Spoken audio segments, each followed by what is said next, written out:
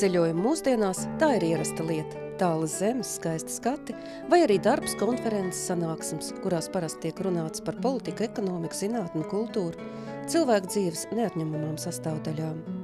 Un arī šovasar, jūlija vidū, apmēram 300 cilvēku no Eiropas, arī Latvijas, devās uz Čenstohovu Polijā, lai arī piedalītos kādā konferencē. Varbūt ne tik ierastā un pašsaprotamā, jo tā vairāk skāra cilvēku būtības un dzīves jomas, kuras atzīstam mēs to vai ne, nonākot saskarē ar neredzamo garīgo pasauli, tiek nopietni ietekmētas. Jā, no 11. līdz 16. jūlijam Čenstohovā notika 7. Eiropas kontinenta konference, veltīta atbrīvošanas kalpošanai, kurā piedalījās vairāk simti priesteru un laju no dažādām mūsu kontinenta malām. Varētu rasties jautājums, atbrīvošana no kā? No kādas garīgās realitātes, un vai tā vispār ir realitāte? Varbūt tā ir tikai šausmu filmu un fantastikas žanra cienītāji izdomāts bubulis, kas nopietnam mūsdienu cilvēkam uzveidīja tā saucamos tumšos viduslaikus. Bet Bībele apgalvo, neredzamā garīgā pasaule pastāv. Un ir Dievs, un diemžēl arī Sātans ir. Un cilvēks nekad nav neitrāls, vai nu viņš iet kopsolī ar vienu vai ar otru. Kāds ievērojams vīrs reiz sacīja, cilvēku spēkos nav izdomāt to, kas neeksistē. Esot tepat Rīgā un pastaigājot pa tās ielām, acīs krīt dažādu dziednieku, burvju, astrologu un tam līdzīgu pakalpojumu. Atverot internetu, tas pats, par presi nemaz nerunājot. Un ja jau ir tāds piedāvājums, tas nozīmē, ka ir arī pieprasījums. Izmisumi vai vienkārši ziņkārības zīti cilvēki, padodoties kārdinājumam, paši to nezinot, atver durvis garīgai pasaulei, kur apvaldīt, diemžēl, vairs nav pašu spēkos. Kas notiek ar šiem cilvēkiem tālāk, par to zina stāstīt psihiatri un garīdznieki. Viens no šādiem garīdzniekiem, Starptautiskās katoļu egzorcistu asociācijas un Starptautiskās atbrīvošanas asociācijas loceklis tēvs Rufus Pereira no Indijas, savā garajā priesteru mūžā ir saticis tūkstošiem tādējādi cietušo. Pirms došanās uz Čenstohovu, kur viņš bija uzaicināts vadīt atbrīvošanās kalpošanas konferenci, tēvs Rufus ieradās Latvijā, lai šeit pēc kardināla Jāņa Pujata uzaicinājuma novadītu rekolekcijas priesteriem un tiem, kur jūt aicinājumu būt šajā netik vieglajā kalpošanā. Latviju tēvs Rufus apmeklēja jau 3. reizi, un katra no tām ir bijusi auglīga. Ir daudz liecinieku, kuri varētu pastāstīt par brīnumainajām izmaiņām, kuras tie piedzīvojuši pēc šī priestera vadītajām iekšējās dziedināšanas un atbrīvošanas rekolekcijām. Tēvam Rufusam Pereira ir spilgta biogrāfija. Guvis ļoti labu izglītību Anglijā un Romā, kā eksaktajās zinātnēs, tā arī teoloģijā, viņš 1972. gadā nonāca saskarsmē ar katoļu harizmātiskās atjaunotnes kustību, kas izmainīja viņa priesteru dzīvi un kalpošanu. Pēc tam, kad 1976. gadā kā atbildes reakcija īsai atbrīvošanas lūgšanai par kādu totāli apsēstu cilvēku ir nākusi spontāna atbrīvošana un dziedināšana, tēvs Rufus atskārt, ka ir nepieciešams dibināt Starptautisku atbrīvošanas kalpošanas asociāciju, par kuras viceprezidentu viņš kļuva turpmākajos gados. Tēvs Rufus, kurš tagad kalpo ļoti lielā draudzē Mumbajā, Indijā, turklāt arī nemitīgi ceļo un, būdams poliglots, vada atbrīvošanas un iekšējās dziedināšanas rekolekcijas visā pasaulē. Vaicāts, kā tas viss sākās, viņš saka. Tas ir garš stāsts. Es nekad neticēju iekšējai dziedināšanai. Es tā viegli smaidīju par tiem, kuri ticēja šādām lietām un lūdzās par dziedināšanu. Es biju pārāk liels intelektuāls un teicu, mācīt, sludināt, jā, tas ir pieņemam, bet tāda dziedināšana tas nekam nedara. Bet tad ārkārtīgi smagi saslima mana māte, un es lūdzos par viņu gan bez lielas ticības, bet ļoti lielā mīlestībā. Un viņa tik brīnumainā veidā tika dziedināta, ka man bija vien jāatzīst, ka dziedināšana tā ir baznīcai dāvāta kalpošana.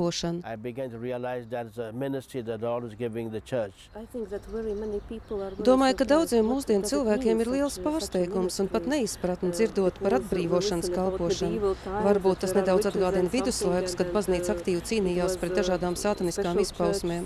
Bet mūsdienās, ko nozīmē šī atbrīvošanas kalpošana?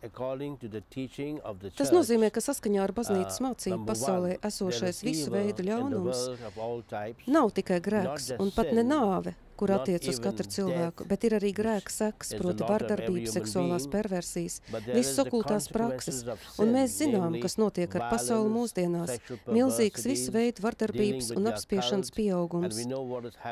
Mēs vēlamies uzzināt cēloņus un izprast tos, un baznīca tam dod atbildi. and oppression and torture in every form. Nav lielāka ļaunuma par grēku, un pirmais ļaunuma avots ir man paša grēcīgums. Ja es daru kaut ko sliktu, man nav jāvaino Sātans vai man apkārt esošie cilvēki, bet gan pašam sevi.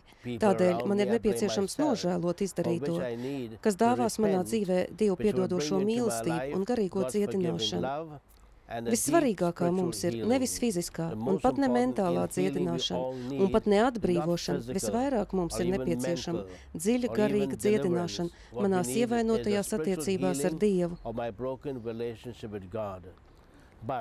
Baznīca sevišķi tās harizmātiskajā atjaunotnē no jauna atklāja, ka ir otrs ļaunuma avots, un tas neesmu es pats, bet gan cilvēki ap mani, apkārtni, kurā es dzīvoju.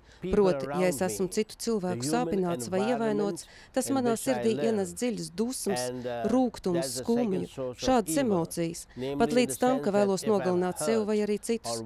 Pašnāvības un slepkavošanas tendences bieži vien ir sekas tiem ievainojumiem, kurus man cirtuši tie, kas man ir cieši blakus. Mana sieva vai mans vīrs, mani vecāki vai mani bērni. Tas ir otrais ļaunuma avots, un šajā gadījumā man ir nepieciešams ne tik daudz nožēlu un ne tik daudz piedzīvot Dievu piedodošo mīlestību, bet gan piedošanas dāvāšanu šiem cilvēkiem, kas man nodarījuši pāri, lai piedzīvotu Dieva dziedinošo mīlestību. Un to baznīcā mēs devējam par emocionālās vai iekšējās dziedināšanas kalpošanu. Tad, kad es piedodu tiem, kas man ir sāpinājuši, un pieņemu šīs sāpes kā krustu savai dzīvei, kā evaņģēlija daļu, tad es piedzīvoju neticamu emocionālo un iekšējo dziedināšanu, kas neizdzēš manu atmiņu par nodarījumiem, bet gan dziedina manu emocionālo atmiņu. Un beidzot ir trešais ļaunuma avots. Tas neesmu es pats vai man apkārt esošie cilvēki, bet gan saskaņā ar to, kas sacīts Bībelē, tas ir kāds, par kur svētais Pāvils vēstulē Efeziešiem saka, ka ne pret miesu un asinīm mums jācīnās. Mūsu ienaidnieki nav cilvēki, pat ne tādi, kas dara ļaunu, pat ne Hitleram un Staļinam līdzīgie, bet gan visa tumsības pasaule valdības un varas tumsības pasaules valdnieki un ļaunie gari pasaules telpā. Tādēļ ir trešais ļaunuma avots, proti tas, ko Bībele dēvē par ienaidnieku. Ebreju valodā tas ir Sātans, grieķu valodā velns. Tulkojumā šie vārdi nozīmē ienaidnieks. Un Bībele skaidri pasaka, ir tikai viens ienaidnieks, tas ir Sātans, un ir tikai viens patiesa draugs, tas ir Jēzus Kristus. Un tā ir baznīcas pamatmācība. Un mēs secinām, ka blakus tādām kalpošanām, kā izlīgšanas sakraments, grēksūds, ir arī otra ļoti svarīga kalpošana. Un tā ir iekšējās dziedināšanas kalpošana, un tai blakus stāvošā atbrīvošanas kalpošana. There is a second very important ministry of inner healing, and thirdly there is that overall ministry of deliverance. Mēs atgriežamies rekolekcijās Katoļu ģimnāzijas telpās. Tēvam Rufusam ir simtiem un tūkstošiem brīnumainu stāstu par dziedināšanām un pārveidotām dzīvēm, taču šoreiz ieklausāmies pašos rekolekciju dalībniekos.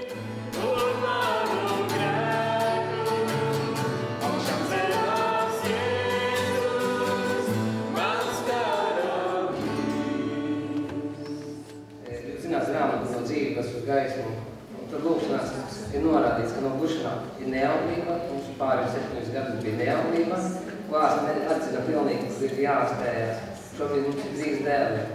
Nesen sieviņa un vidējais dēls bija uz miršanu, arī tur mēs jūtam, ka darbojas spēcīgās glušanās.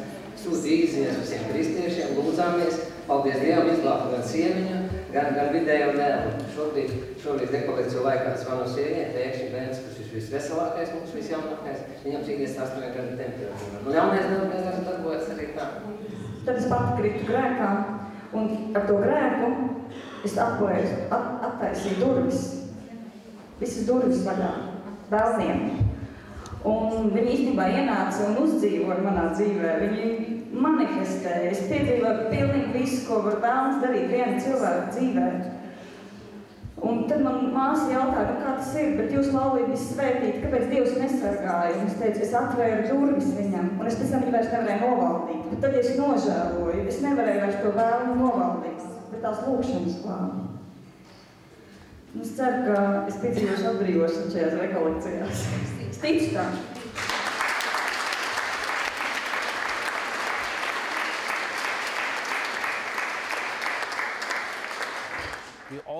Mums visiem ir nepieciešama atbrīvošana no ļaunā varas mūsu pirmvecāku izdarītā grēka dēļ. Tā ir baznīcas pamatmācība. Un es ticu, tas nav tā tikai tādēļ, ka Bībele tā saka vai teoloģijā tā tiek mācīts. Es pie šī secinājuma esmu nonācis savas pastorālās darbības rezultātā. Lielākā daļa cilvēku valkā kādas maskas, piemēram, labklājīgais veiksminieks vai skaistā neatkarīgā sieviete vai tā saucamais keep smiling, bet visi taču nes sevī kādas neredzamas rētas un ilgošanās, dziļi sirdī apslēptas. Vai tad, kad pie jums nāk rindām cilvēki, vai arī, kad jūs tos redzat straumiem plūstam pa pilsētas ielām, jūs redzat viņu dziļākās vajadzības? Nē, es nestaigāju apkārt, pētīdams cilvēks, kurš no viņiem ir vēlna apsēsts. Es esmu ļoti normāls cilvēks, būtībā maigs un mierīgs. Es nerunāju daudz, bet tajā brīdī, kad pie manis atnāk cilvēks, es aizmirstu pārējo, visu uzmanību veltīdams šai personai, un esot ar viņu kopā, kungs pamazām man atklāja, kāda ir šī cilvēka problēma un ko ar to iesākt. Un cilvēki nenāk pie manis tādēļ, ka man būtu kāds īpašs spēks, bet gan tādēļ, lai izrunātos, pateikt to, kas viņiem ir uz sirds. Tas, ka es spēju ieklausīties šajos cilvēkos, tas viņus ved pie manis. Tādēļ es ticu, ka šajā kalpošanā ir ļoti svarīga mīlestība un līdzjūtība. Kad mēs lasām Bībeli, tad atrodam, ka Jēzum bija žēl cilvēku. Viņu vadīja mīlestība un līdzjūtība. Viņš redzēja, ka ir daudz avju, bet tām nav gana. Un tad mēs lasām, ka cilvēki nākot pie Jēzus, pieskaroties viņam, sajūt, ka no viņa plūd spēks. Dziedinādams šos cilvēkus, pat ja viņos nebija pietiekams ticības, un arī tad, ja Jēzus tajā brīdī par viņiem nelūdzās, vienalga, lietas notika. Parunāsim par dziedināšanu. Tā ir tēma, kur interesē katru. Tādēļ, ka ir ļoti daudz slimu cilvēku, un katram taču rūp viņa miesa. Pat tad, kad es lūdzos par cilvēku, es koncentrējos lūkšanā vienīgi uz to, lai šī persona saņem iekšējo dziedināšanu un atbrīvošanu. Un bieži vien es pat nelūdzos par fizisko dziedināšanu, un nekad nesaku, tu tagad tiec fiziski dziedināts. Tādēļ, ka es zinu, ja cilvēks saņem iekšējo dziedināšanu un atbrīvošanu, fiziskā izveseļošanās sako automātiski.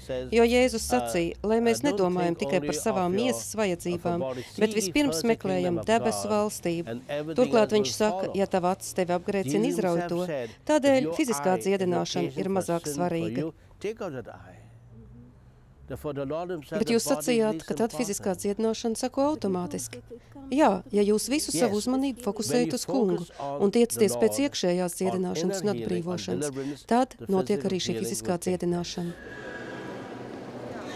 Kā jau iepriekš teicām, tēvam Rufusam ir neskaitāmi Dieva brīnumaino darbu apliecinoši stāsti, kas gūti turpat 49 priestrības kalpošanos gados. Lūk, viens no tiem.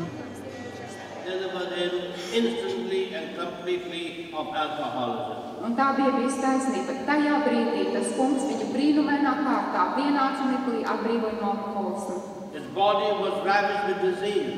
Viņa ķermenis toreiz bija pilns ar dažādām slimībām. Un ārsti teica, tev atlicis dzīvot tikai 2 mēnešus.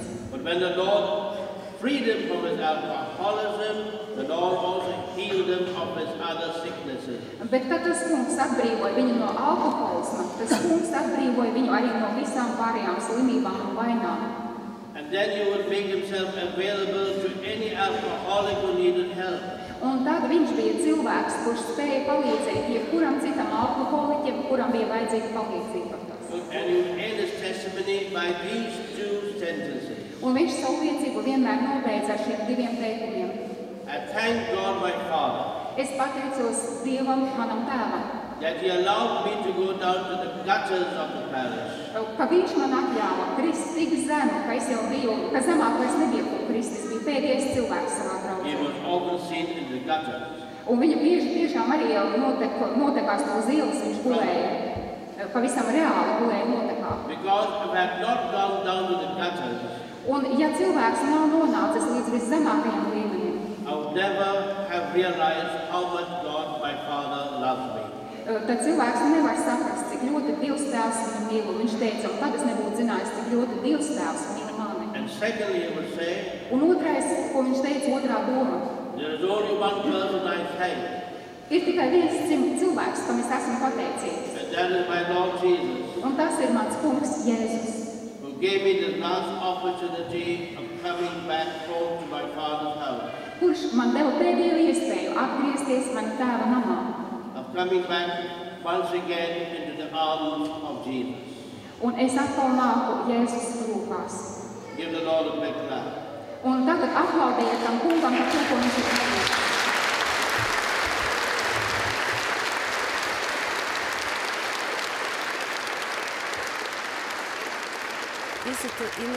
Runājot par atbrīvošanas kalpošanu, kā lai atšķir, vai tie ir iekšējie ievainojumi cilvēkiem, vai paša grēks, vai arī tas patiesi ir ļaunais gars, kas nomāca cilvēku? Ļaunais gars var izraisīt dažādas cilvēku problēmas, bet arī te ir dažādas gradācijas. Piemēram, ļaunais gars var uzbrukt cilvēkam caur kārdinājumiem, gribā un prātā. Tas nozīmē, ka es daru kaut ko nepareizi, un tad pats sev vaicāju, kādēļ es to daru. Tas ir tādēļ, ka ļaunā gara ietekme uz personu ir tik spēcīga, ka tai kļūst saistoši darīt ko tādu, ko normālos apstākļos tā nekad nedarīt. Ik viens tiek kārdināts, un pat Jēzus tika kārdināts, bet ir iespējama dažāda intensitāte tam, kā ļaunais gars darbojas cilvēka dzīvē. No nomāktības, kad velns jau spēlē lielāku lomu cilvēku problēmās, līdz apsēstībai, kad persona ir tam atvērusies tīši, līdz pat tam, ka konsekrē sevi sātanam, kas starp citu ir diezgan plaša parādība Latvijā. Tad notiek šī apsēstība, un sātans spēja kontrolēt šā cilvēka dzīvi. Tātad tas notiek tikai tad, ja cilvēks no savas brīvas gribas atver sātanam. Jā, bet es, piemēram, esmu dzirdējis par apsēstiem bērniem. To mēs saucam par nomāktību. Simptomi ir tie paši, taču būtībā tas nav viens un tas pats. Un katoļu baznīca mums dod skaidrus kritērijus tam, vai konkrētās personas gadījums ir apsēstība vai arī nē. Un te arī izpaužas atbrīvošanas kalpošanas nozīme. Ja cilvēkam ir simptomi, kurus nav iespējams ne cilvēciski, ne medicīniski, pat ne garīgi izskaidrot, un nav iespējams rast risinājumu normāli pieņemtā veidā, tad ir nepieciešama atbrīvošanas kalpošana.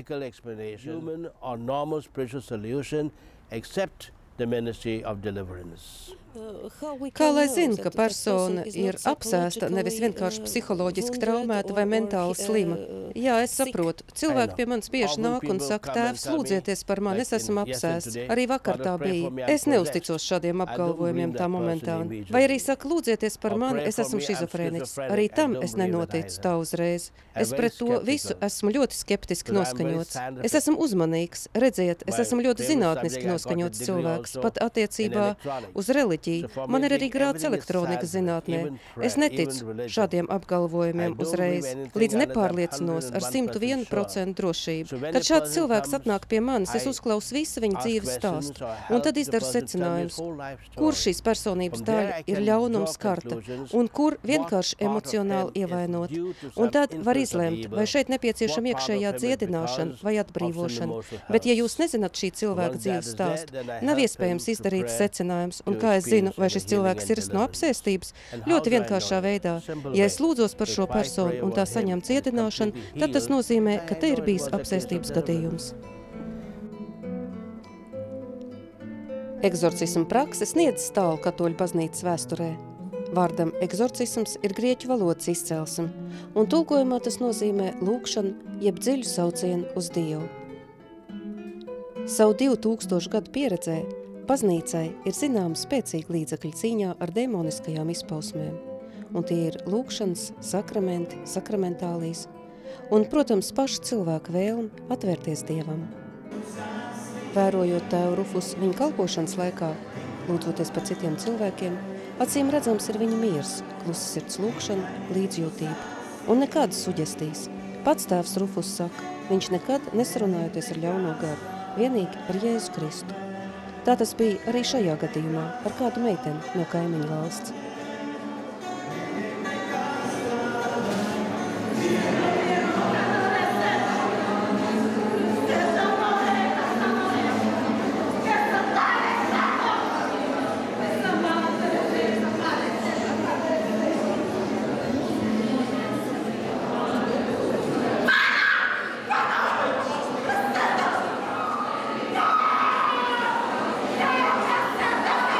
Evanģēlijos lasām, ka Jēzum pavēlot ļaunie gari nelēmīgos atstāja ar skaļu brēkšanu, un iestājās miers un brīvība. Tā tas bija vakar, tā tas ir šodien, un tā būs arī rīt. Jēzus Kristus vārdā. Tādēļ arī šie aplausi.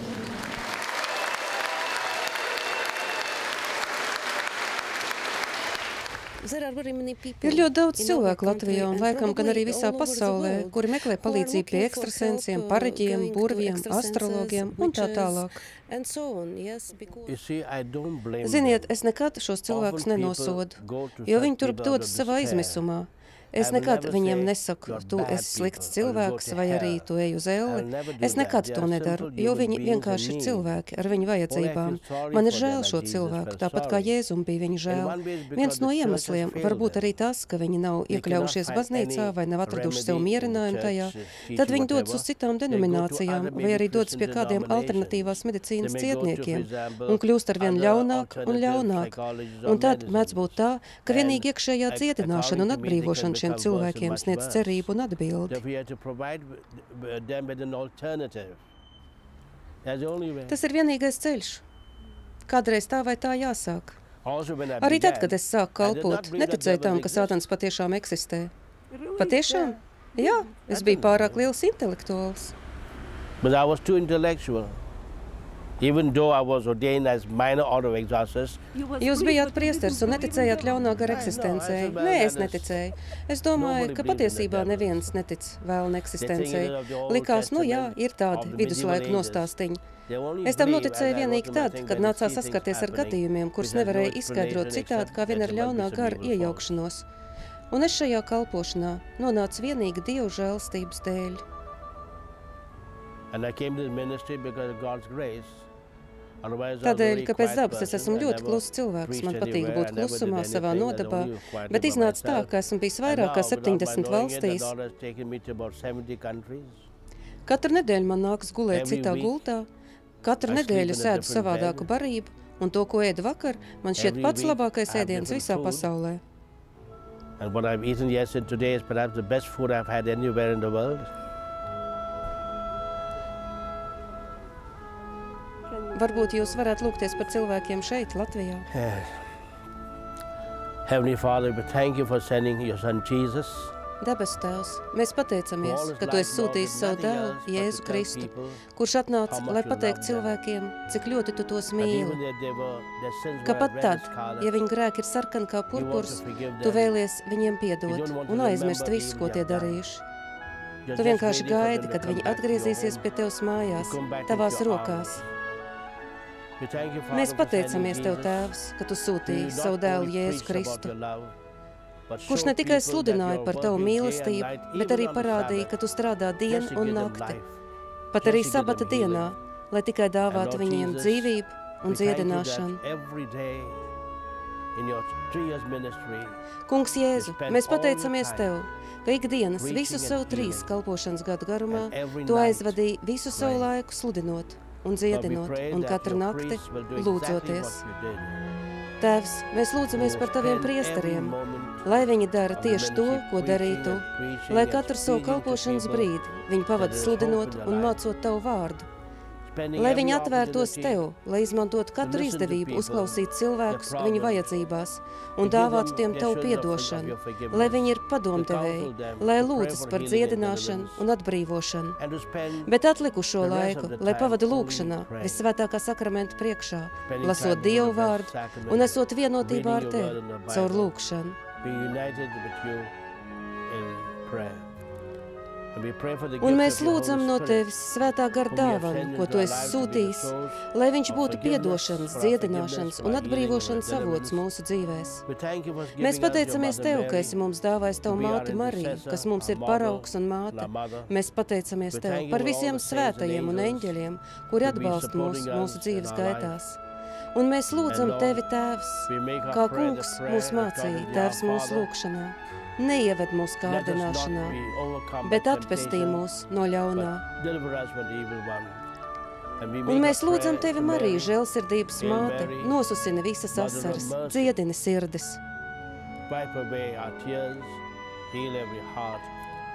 Un mēs lūdzamies par Latvijas zemi, mēs lūdzam par baznīcu un šīs zemes kristiešiem, lūdzam pēc mieru un labklājības, mēs lūdzam, lai sātana vara tiek sagrauts šajā zemē, un mēs lūdzam Tevi, Kungs, dāvā cilvēkiem Latvijā piedzīvot Tavu mīlestību, dziedināšanu un jaunu dzīvi. Jo Tu esi sagrāvis sātana varu, Tu sacīji, nebīstieties. Tu esi uzveicis pasauli un sātanu, un Tu sacīji, lūk, es visu daru jaunu. Aizmirstiet pagātni, lūkojieties nākotnē, jo es esmu ar jums ikdienas līdz pasaules galam. Lai Kungs svētī jūs visus, Dieva Tēva un Dēla un Svētā gara vārdā. Āmen.